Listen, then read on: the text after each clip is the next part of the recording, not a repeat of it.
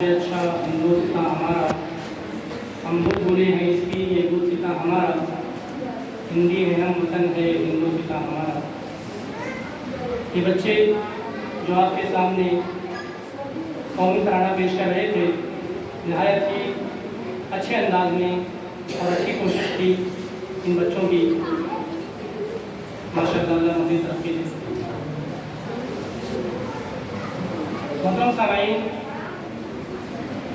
जब से इस मदरसे की बुनियाद हुई है, यानी इस्लामिक स्कूल जो कि इस्लाह व तरक्की सोसाइटी के ज़रिए इंतज़ाम चल रहा है, तब से ये पहला 15 अगस्त है जो मनाया जा रहा है। लेकिन जहाँ इस 15 अगस्त की हमें खुशी है, हम और आप यहाँ इकट्ठा हुए हैं, वहीं इस बात का हमें अफसोस भी है कि हमारे बीच इस सोसाइटी के बानी, इस मदरसे के फाउंडर यानी जनाब डॉक्टर अब्दुल मन्नान मक्की हफिज़ुल्लाह मौजूद नहीं हैं, क्योंकि उनकी तबीयत नासाज है, उनका ऑपरेशन हुआ है और उन्हें आराम की सख्त ज़रूरत है। अल्लाह से दुआ करते हैं कि बारगाह तो इस सोसाइटी के बानी साहब को जल्द अज जल्द शिफाए कामिला आजमा नसीब फरमाए और उन्हें इस बीमारी से वो पेश है या जिसका सामना कर रहे हैं उनसे जल्द राहत और आराम पहुँचाए। आमीन। शेख मोहतरम का जो मैसेज था, जो पैगाम था, उनकी ख्वाहिश थी कि यहाँ पर या इस प्रोग्राम के ज़रिए से सामीन को इस आज़ादी में मुसलमानों की कुर्बानियाँ क्या रही हैं, यानी हिंदुस्तान को अंग्रेज़ों की गुलामी से आज़ाद कराने में मुसलमानों ने क्या कुर्बानियाँ पेश की हैं, इस ताल्लुक़ से एक खिताब हुआ। लेकिन शेख मोहतरम हाजिर नहीं हो सके, इसलिए उन्होंने ये पैगाम पहुंचाने के लिए कहा है, तो मैं उनके वास्ते से आप तक कुछ बातें पेश करता हूँ। मोहतरम सामीन, आज हिंदुस्तान की आज़ादी को 77 साल हो चुके हैं, यानी हम और आप आज आज़ादी का 17वां जश्न मना रहे हैं अल्हम्दुलिल्लाह। यानी मालूम हुआ 77 साल पहले हम अंग्रेज़ों के गुलाम थे और हमारे असलाफ की कुर्बानियाँ दी और वो मुजाहिदीन आज़ादी थे जिनकी कुर्बानियों की बदौलत हम और आप हिंदुस्तान की आज़ाद फ़िज़ा में सांस ले रहे हैं और आज़ादी के साथ अपनी ज़िंदगी गुजार रहे हैं।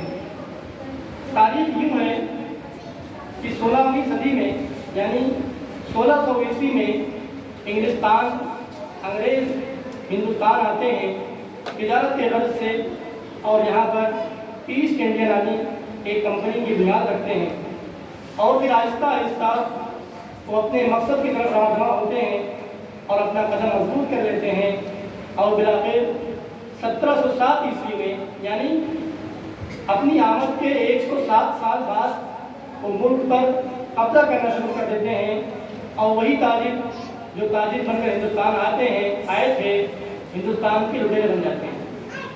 यानी बच्चों, जो अंग्रेज हिंदुस्तान तिजारत के गर्ज से आए थे वो हिंदुस्तान पर कब्जा करने लग जाते हैं और हिंदुस्तान हमारा मुल्क जो सोने की चिड़िया थी उसे वो लूट कर बर्बाद कर देते हैं और यहाँ का पूरा खजाना पूरा माल अपने मुल्क हिंदुस्तान या इंग्लैंड भेज देते हैं और हमारा मुल्क गरीब हो जाता है, हिंदुस्तानी गरीब हो जाते हैं, मजदूर हो जाते हैं।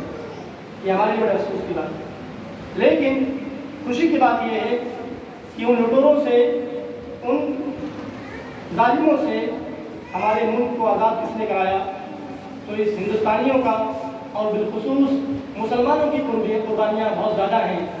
आज हम और आप यहाँ पर आज़ाद हैं, हर चीज़ में इबादत करने में आज़ाद हैं, यहाँ की फ़िज़ा में अपने मामला अंजाम देने में आज़ाद हैं, सिर्फ़ और सिर्फ हमारे असलाफ की कुर्बानियों के नतीजे में। आप देखें 1757 ईस्वी में नवाब सिराजुद्दीन दौला ने पहली तहरीक चलाई थी अंग्रेज़ों के ख़िलाफ़ और अंग्रेज़ों से आज़ाद कराने के लिए पहली कोशिश उन्होंने की थी, जो कि एक मुसलमान थे। इसी तरह 1799 ईस्वी में शेर मैसूर टीपू सुल्तान ने अंग्रेज़ों के दांत खट्टे कर दिए, अंग्रेज़ों के ख़िलाफ़ जमकर मुकाबला किया और इस वतन की आज़ादी के लिए अपनी जान कुर्बान कर दी और शहीद हो गए। یہ بھی ایک مسلمان تھے، مجاہد آزادی تھے۔ اسی طرح 1825 عیسوی میں تحریک شہیدین اٹھتی ہے، یعنی دو ایسے شہید، سید احمد شہید اور شاہ اسماعیل شہید، جس تحریک کو تحریک مجاہدین بھی کہا جاتا ہے۔ اس تحریک نے ہندوستانیوں کے اندر ایک جان پھونک دی اور ہندوستانیوں کے اصلاح کے ساتھ ساتھ جہاد کی روح پھونک دی، اور پھر اس تحریک کے لیے دو لوگوں نے، شاہ اسماعیل شہید اور سید احمد شہید نے اپنی جان قربان کر دی، صرف اور صرف اس ملک کی آزادی کے لیے۔ تو ہمارے اسلاف کی قربانیاں تھیں، یہ سب مسلمان تھے۔ اسی طرح 1857 سے لے کر 1947 تک کا دور، اس دور میں علماء صادق پور جو پٹنہ بہار کے تھے، انہیں مولانا ولایت علی، مولانا عنایت علی اور ان کے علاوہ جو ان کے خاندان کے لوگ تھے، انہوں نے بڑی قربانیاں پیش کی۔ ان کی قربانیاں آزادی کے لیے اتنی زیادہ ہیں کہ جب ملک آزاد ہو گیا اور یہاں کے پہلے وزیر اعظم جب پٹنہ جاتے ہیں تو وہ کہتے ہیں کہ اگر علماء صادق پور کی قربانیوں کو ترازو کے ایک پلڑے میں رکھا جائے اور باقی اس کے بعد جو قربانیاں پیش کی گئی ہیں اس کو ترازو کے دوسرے پلڑے میں رکھا جائے، تب بھی علماء صادق پور کی قربانیاں بھاری پڑ جائیں گی۔ تو یہ ہمارے اسلاف تھے، مسلمان تھے، جنہوں نے اس ملک کو آزاد کرانے کے لیے قربانیاں پیش کی۔ اسی طرح 1857 میں 27,000 مسلمانوں کو پھانسی دے دی گئی، کالا پانی میں جیل میں قید کر دیا گیا۔ تارا جنگ جو ایک بہت ہی مشہور مؤلف ہے، اس کے مطابق وہ کہتے ہیں کہ آزادی کی جنگ میں 5 لاکھ علماء اہل حدیث نے اپنی جان قربان کی ہے اور اس ملک کی آزادی کے لیے شہید ہوئے ہیں۔ کتنے؟ 5 لاکھ علماء اہل حدیث علماء نے ہمارے ملک کی آزادی کے لیے قربانی پیش کی ہے۔ یہ سب ہمارے لیے فخر کی بات ہے، اور ہونا تو یہ چاہیے کہ ہم اسلاف کے کارناموں سے، ان کی قربانیوں سے سبق حاصل کریں۔ اللہ رب العالمین نے ارشاد فرمایا وَقَلِيلٌ مِّنْ عِبَادِيَ الشَّكُورُ، میرے بہت ہی تھوڑے بندے ہیں جو شکر گزار ہیں۔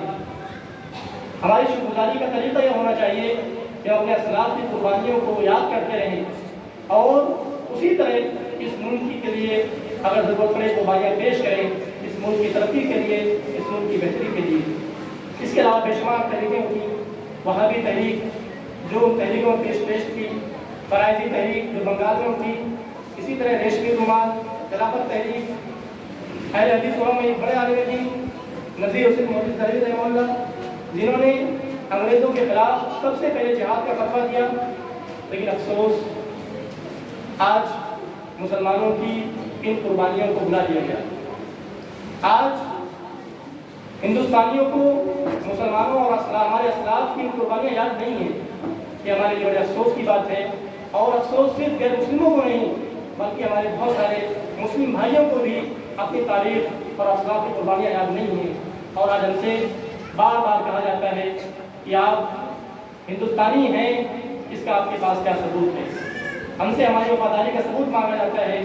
تو ایک شاعر نے یعقوب کہا ہے جب پڑا وقت تو گلشن کو لہو ہم نے دیا، جب پڑا وقت تو گلشن کو لہو ہم نے دیا، اب بہار آئی تو کہتے ہیں تیرا کام نہیں، اب بہار آئی تو کہتے ہیں تیرا کام نہیں۔ محترم سامعین، وطن سے ہمیں محبت ہے، بہت محبت ہے۔ ہم دل و جان سے ہندوستان سے محبت کرتے ہیں، بھارت سے محبت کرتے ہیں، کیونکہ ہمارے اسلام کی تعلیم یہ ہے، ہمارے نبی کی تعلیم یہ ہے کہ وطن سے محبت کی جائے۔ جہاں آپ کی پیدائش ہوئی ہے، جہاں آپ پلے ہیں، جہاں بڑھے ہیں، وہاں سے محبت ایک مسلمان کی فطری محبت ہوتی ہے، ایک انسان کی فطری محبت ہوتی ہے۔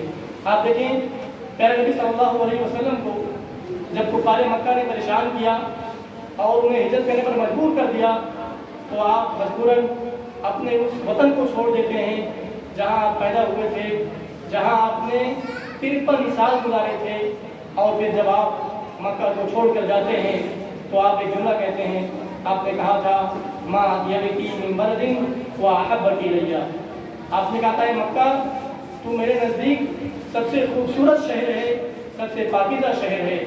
یہ ہمارے نبی کی محبت تھی اپنے وطن سے۔ تو ہم سے وفاداری کا ثبوت مانگنے کی ضرورت نہیں ہے، بلکہ ایک شاعر کہتا ہے کھنڈر دیار وفا کے کوریت کر دیکھو، کھنڈر دیار وفا کے کوریت کر دیکھو، हमारे नाम का पत्थर ज़रूर निकलेगा। तो खुलासे कलाम ये कि हमें ज़रूरत है कि हम अपने असलाफ की कुर्बानियों को याद करें। हमने उन हीरोज़ को जो हमारी आज़ादी के लिए जिन्होंने कुर्बानियाँ पेश की हमें भुला दिया है। उनमें बहुत सारे हीरोज़ थे। अशफाकुल्लाह खान थे जो सबसे बड़े मुजाहिद आज़ादी माने जाते हैं और उनका नाम सर फहरिस्त आता है। जब उनको शहीद किया जा रहा था तो उन्होंने एक शेर कहा था कुछ आरज़ू नहीं है बस आरज़ू तो ये है, कुछ आरज़ू नहीं है बस आरज़ू तो ये है, रख दे कोई ज़रा सी खाके वतन कफन की, खाके वतन कफन में, रख दे कोई ज़रा सी खाके वतन कफन में। तो हमारा योगदान इस मुल्क की आज़ादी में इतना है कि दूसरे लोग इसका अंदाज़ा भी नहीं कर सकते। रात नौरी कहते हैं सभी का खून शामिल है यहाँ की मिट्टी में, सभी का खून शामिल है यहाँ की मिट्टी में, किसी के बाप का हिंदुस्तान थोड़ी है। अल्हम्दुलिल्लाह आज हम और आप हिंदुस्तान की आज़ाद फ़ज़ा में सांस ले रहे हैं और हमें ज़रूरत है कि हम शुक्रगुज़ार हो अल्लाह रब्बुल आलमीन के भी और अपने असलाफ के भी जिनकी कुर्बानियों के नतीजे में हम और आप आज 15 अगस्त के दिन अपनी आज़ादी का जश्न मना रहे हैं। अब आइए लौटते हैं अपने असल मकसद की तरफ, यानी उन बच्चों के प्रोग्रामों की तरफ जो हम अभी सुन रहे थे। इस प्रोग्राम की अगली कड़ी है एक हमदे बारिकारा पेश करने के लिए मैं दावत सुखन देता हूँ।